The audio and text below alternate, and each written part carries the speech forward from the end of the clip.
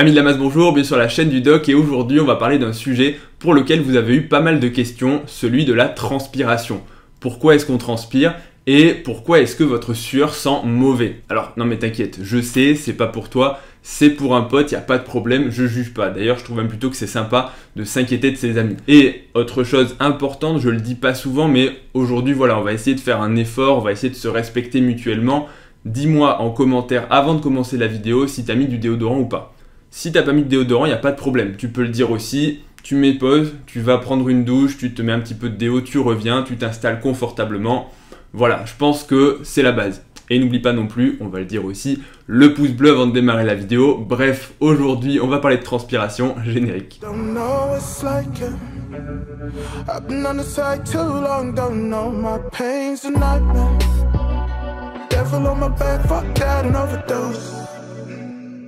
Allez, on attaque directement dans le vif du sujet, parce que, je vais pas vous mentir, la transpiration, c'est un sujet extrêmement vaste. Il y a beaucoup de choses à dire, et je dis pas du tout ça parce que je me suis renseigné, parce que je transpire beaucoup, hein, je vous l'ai dit. Cette vidéo, elle me concerne pas, cette vidéo, elle te concerne pas non plus, c'est pour des potes. Moi aussi, j'ai un pote qui transpire beaucoup, pas de problème. Mais en fait, on se rend compte, parce que du coup, je suis quand même allé voir un petit peu les publications scientifiques, pour essayer de vous donner les données les plus à jour de la science, ce qui prend quand même du temps, je vais le signaler au passage.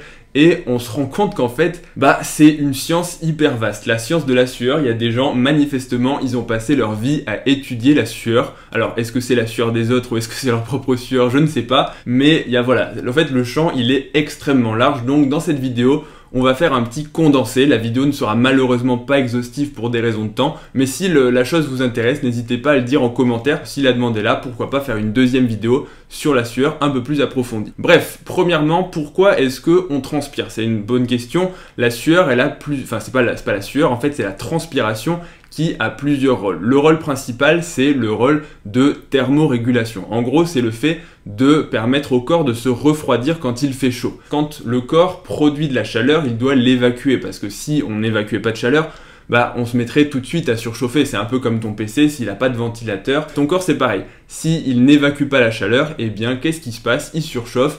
Et si tu surchauffes, voilà, game over, tu meurs. Ça arrive. Le coup de chaleur, c'est quelque chose qui peut tuer. Et globalement, si on doit donner un chiffre, on va dire qu'à 43 degrés, tes chances de survie sont proches de 0. Quand on transpire, eh bien, la sueur qui est localisée au niveau de la peau va pouvoir être évaporée. Et c'est justement, en fait, c'est cette évaporation de la sueur qui va permettre de refroidir le corps. C'est un mécanisme de transfert de chaleur. Et c'est ça le point intéressant, en fait, c'est que, contrairement à ce qu'on pense, c'est pas le fait de transpirer qui fait refroidir le corps. Enfin, ça compte, mais pour une partie qui est vraiment minime, c'est véritablement le fait que la sueur s'évapore. C'est pour ça que si on transpire et qu'il y a du vent, eh bien on va avoir une perte de chaleur, donc un refroidissement du corps, qui est beaucoup plus important que quand il y a une atmosphère humide par exemple, et quand il y a de l'humidité dans l'air. C'est pour ça qu'on transpire, mais que la sueur ne s'évapore pas. En gros, on est ruisselant et la thermorégulation se fait mal. C'est pour ça qu'on...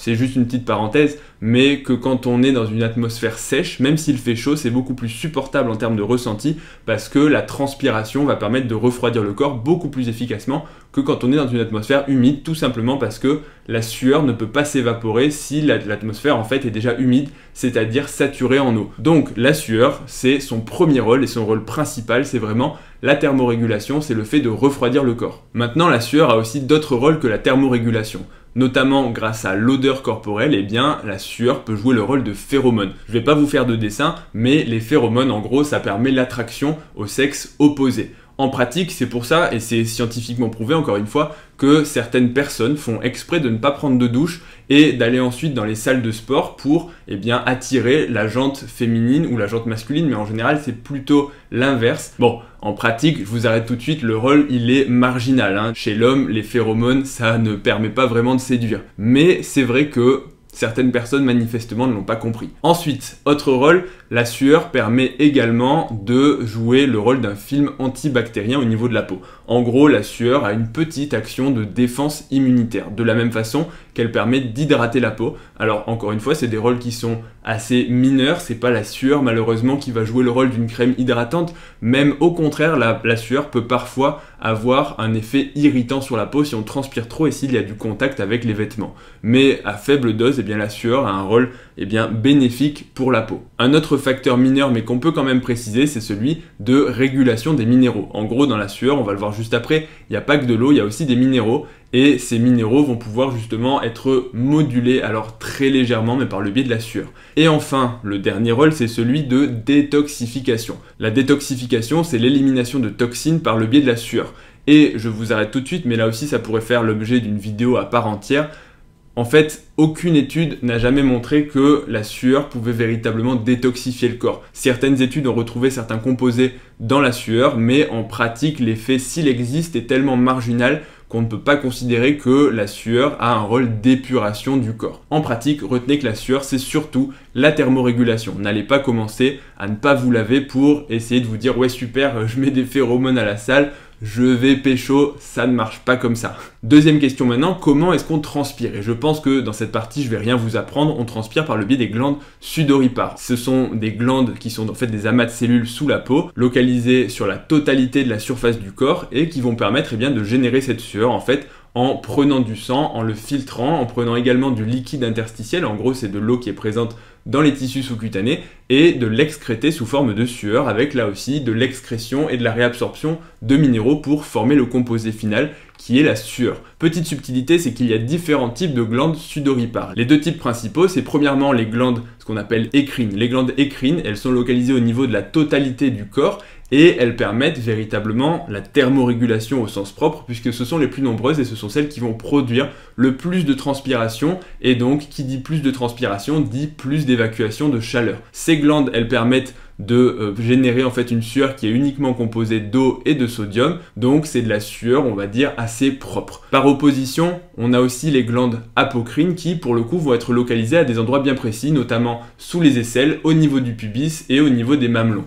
Ces glandes, elles sont différentes des glandes écrines parce que les glandes apocrines sont en gros un petit peu plus larges et associées à des follicules pileux. En gros, ça veut dire qu'au même endroit, il y a un poil et de la glande, donc l'orifice est plus large et la composition de cette sueur va être légèrement différente avec non seulement de l'eau, non seulement du sodium et des minéraux, mais aussi des lipides. En fait, ça va se mélanger en fait au sébum et aux glandes séboréiques. Donc, cette sueur va avoir en plus des lipides, des protéines, et c'est cette sueur en fait qui va donner très schématiquement la mauvaise odeur, ou en tout cas c'est cette sueur qui n'est pas seulement de l'eau et du sel qui va pouvoir avoir le potentiel de sentir mauvais. Donc c'est pour ça qu'en fait si on transpire du ventre, si on transpire des jambes, c'est pas de la sueur qui sent mauvais, alors que si on se renifle les aisselles après une longue journée de boulot, voilà, ça peut sentir un petit peu, on va dire, bizarre.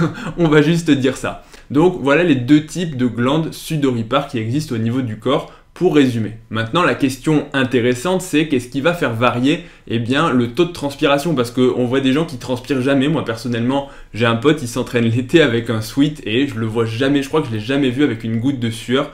Et je me dis, c'est pas possible, enfin j'exagère, il transpire un petit peu, mais vraiment quand il fait très chaud. Qu'est-ce qui fait qu'on transpire plus? C'est pas la densité des glandes, parce qu'on pourrait penser que c'est le fait d'avoir plus de glandes sudoripares, mais en fait, non. Les glandes sudoripares, elles sont inversement proportionnelles à la surface cutanée. En gros, plus tu as une surface cutanée, donc en gros, plus tu es massif, on va dire ça comme ça, et moins tu as de densité de glandes sudoripares. C'est assez logique, hein. Si tu étires ta peau par de la graisse, les glandes sudoripares, elles vont se disperser et s'éloigner un petit peu les unes des autres. Donc, tu en auras moins.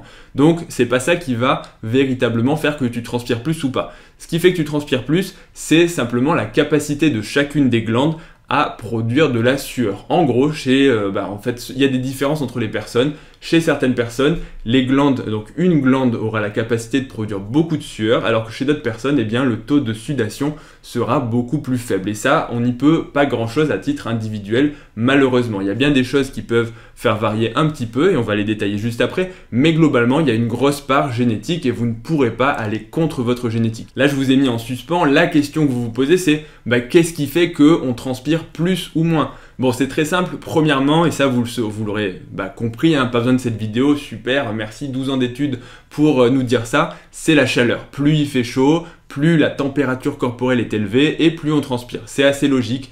Bah oui, s'il fait chaud dehors, ça veut dire que la thermorégulation se met en route pour qu'on puisse refroidir le corps et donc on va transpirer plus. Ça veut dire que si votre corps produit plus de chaleur, eh bien vous allez activer plus de glandes sudoripares et donc vous allez transpirer plus.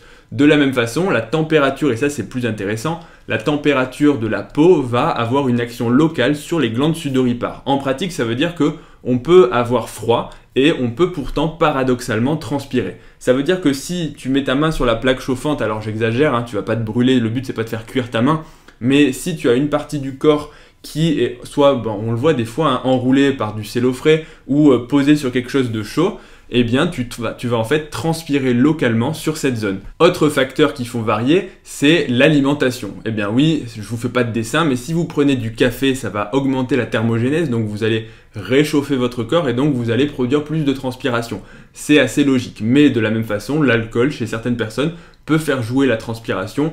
Et bah oui, les épices, je pense que vous aurez tous l'exemple où vous mangez le piment et d'un seul coup, il fait pas plus chaud dehors, mais pourtant vous avez l'impression que d'un seul coup, votre corps il est à 1 million de degrés, vous devenez tout rouge, vous vous mettez à transpirer. Donc oui, l'alimentation peut tout simplement faire transpirer plus selon ce qu'on mange. Ensuite, on retrouve aussi le sexe. Ce qu'on retrouve, c'est que au repos, il n'y a pas de différence. En gros, les hommes et les femmes transpirent de la même façon. Mais par contre, lorsque on fait de l'exercice intense, eh bien les hommes vont avoir tendance à plus transpirer au pic de l'effort. Donc en gros, voilà, quand tu es dans la rue, les hommes et les femmes transpirent pareil, mais à la salle de sport, eh bien les hommes vont transpirer plus. L'âge aussi va faire varier la sécrétion de sueur. En gros, plus on vieillit et plus la capacité de suer, elle est diminuée. Ça veut dire que ne perdez pas espoir, quand vous aurez 90 ans, probablement que vous transpirez un petit peu moins quand vous ferez votre séance de sport. Bon, ça va pas beaucoup vous aider de dire ça, mais je le dis quand même. L'entraînement sportif aussi et l'acclimatation à la chaleur va faire varier les sécrétions de sueur. C'est assez paradoxal, mais si vous êtes un sportif d'endurance aguerri, eh bien vos mécanismes de transpiration seront plus rapidement mis en œuvre et déclenchés qu'une personne qui ne fait pas de sport. Ça veut dire qu'en pratique, si un marathonien se met à courir, eh bien il va tout de suite transpirer parce que son corps va se dire « Ok, il va produire de la chaleur, je le sais, j'ai l'habitude, donc on va tout de suite mettre en œuvre les mécanismes pour thermoréguler. » Alors que la personne qui est toujours sur son canapé, au final, il n'a pas trop besoin de thermoréguler. Donc c'est assez paradoxal, mais oui, si vous êtes sportif, vous allez probablement transpirer plus qu'une personne qui n'est pas sportive. Et enfin, le dernier facteur, c'est le poids corporel. En gros, l'obésité favorise la sudation parce que plus on a de masse corporelle et plus on va produire de la chaleur. Alors, on ne peut pas forcément comparer bien sûr les personnes entre elles puisqu'on a vu que la génétique avait un grand rôle, donc certaines personnes obèses transpireront moins que des personnes minces, mais on va dire qu'une personne qui prendrait par exemple 30 ou 40 kilos, eh bien elle va de fait transpirer plus qu'avant sa prise de poids. Ce qui veut dire le corollaire que si vous perdez du poids, eh bien vous allez probablement transpirer moins. Allez, avant de conclure, maintenant on va rapidement aborder les problèmes de la transpiration. Il y a des problèmes et il y a des vraies pathologies parce que des fois on entend ouais il veut pas transpirer, ouais pourquoi c'est un problème de transpirer, et bizarrement c'est toujours les personnes finalement qui transpirent pas beaucoup ou qui sont pas gênées par la transpiration qui vont se permettre ce genre de commentaires. Et malheureusement, eh bien oui, il y a des vraies maladies de la transpiration. Le premier, c'est l'anhydrose, c'est le fait de ne pas transpirer. Alors là, on peut se dire, et je vous vois venir, ouais bah attends, c'est trop cool de ne pas transpirer. Tu vas au sport, tu transpires pas, t'es dans la rue, tu transpires pas non plus, tu vas au boulot en courant, super, t'as pas l'auréole sous ta chemise. Bah oui, effectivement, ce genre de truc, c'est quelque chose de, on va dire, positif. Mais le problème, c'est que comme on l'a vu, le fait de transpirer, ça permet la thermorégulation et ça permet d'évacuer la chaleur. Donc en pratique, ça veut dire que les personnes qui ne transpirent pas ont un gros problème d'évacuation de la chaleur. Et ça, c'est problématique parce que du coup, ils peuvent faire des coups de chaleur parce qu'ils ne transpirent pas et donc en gros qu'ils vont surchauffer. Je me rappelle à titre personnel, et ça m'avait un petit peu marqué, j'avais vu à la salle de sport une personne justement qui ne transpirait pas. Et il disait, bah moi je transpire pas, donc les gens pensent que c'est cool, mais en fait, toutes les 30 secondes, entre chaque série, je suis obligé d'aller me mettre la tête sous l'eau pour justement me refroidir et permettre de diminuer la chaleur. Sinon, il a dit, je commence à me sentir mal parce que, bah oui, il devient chaud, il a c'est pas de la fièvre, hein, c'est l'hyperthermie, mais ça se passe pas bien. Le problème le plus fréquent, c'est l'inverse, ça s'appelle l'hyperhidrose. En gros, c'est les personnes qui transpirent beaucoup, que ce soit au niveau des mains, des pieds, mais de la totalité du corps, et en fait on parle d'hyperhidrose quand il y a un retentissement sur la vie sociale et sur le côté psychologique. En gros, si véritablement vous avez les mains qui tremblent tellement que vous n'êtes même plus capable d'écrire, ou que vous pouvez même plus serrer la main parce que vous êtes trempé, là il y a un retentissement et donc ça c'est problématique. Donc sans rentrer dans le traitement, ça parce que là aussi ça pourrait faire l'objet d'une vidéo à part entière, donc n'hésitez pas à le dire en commentaire si ça vous intéresse, mais il y a des solutions qui existent et si on les cite de façon très rapide, premièrement c'est ce qu'on appelle les règles hygiéno-diététiques. En gros, éviter certains aliments. Ensuite, avoir certains types de vêtements qui vont justement laisser respirer et éviter l'accumulation de chaleur. C'est sûr que si vous mettez du cuir, ça va être moins sympa que si vous mettez du coton ou du lin qui est un petit peu aéré. Et à part les déodorants, il y a aussi les antitranspirants. Les antitranspirants, c'est ce qui va permettre de diminuer la sécrétion de transpiration par les glandes sudoripares. C'est souvent à base de sel d'aluminium. Et ça permet, contrairement au déodorant qui fait que masquer l'odeur, l'antitranspirant va vraiment diminuer la quantité de sueur. Et enfin, quand ces mesures ne suffisent pas et qu'il y a vraiment un retentissement, il y a d'autres méthodes qui existent, notamment l'ionophorèse. C'est en gros le fait de faire passer un petit courant électrique au niveau des pieds, des mains ou de différentes zones au niveau de la peau pour, là aussi, altérer les glandes sudoripares et diminuer leur quantité de sécrétion de sueur. Et enfin, il y a la toxine botulique, c'est ce qu'on injecte sous la peau comme pour les rides, ça paralyse le muscle, ça paralyse les glandes sudoripares et les petits muscles qui sont associés et ça va diminuer la sécrétion de transpiration, mais de façon bien sûr localisée. Et enfin, il y a différentes méthodes, on va dire, plus récentes, notamment à base de conduction thermique ou de laser, mais je rentrerai pas dans les détails de la vidéo parce que c'est pas le sujet. Bref, on va s'arrêter là parce que je pense que j'ai déjà beaucoup parlé comme d'habitude. J'espère que la vidéo vous aura plu et que le sujet vous aura intéressé et encore une fois, franchement, respect aux mecs qui étudient la sueur depuis leur naissance parce que c'est impressionnant ce qu'on trouve sur le sujet, sur les publications scientifiques. Mais j'espère que ce petit résumé vous aura apporté des éclaircissements. Et si c'est le cas, n'hésitez pas à mettre un pouce bleu. Alors un pouce s'il vous plaît qui est pas trop transpirant, mais n'hésitez pas à le mettre quand même parce que ça fait plaisir et parce que ça récompense, toujours pareil, ces heures perdues, je sais pas, mais en tout cas ces heures passées à éplucher les publications scientifiques. N'hésitez pas non plus à vous abonner à la chaîne et à me retrouver sur Instagram, ledoc.pm, pour des petites vidéos d'1 minute qui sont aussi sympas que les vidéos YouTube. Je vous dis à bientôt pour la prochaine vidéo et puis portez-vous bien, salut.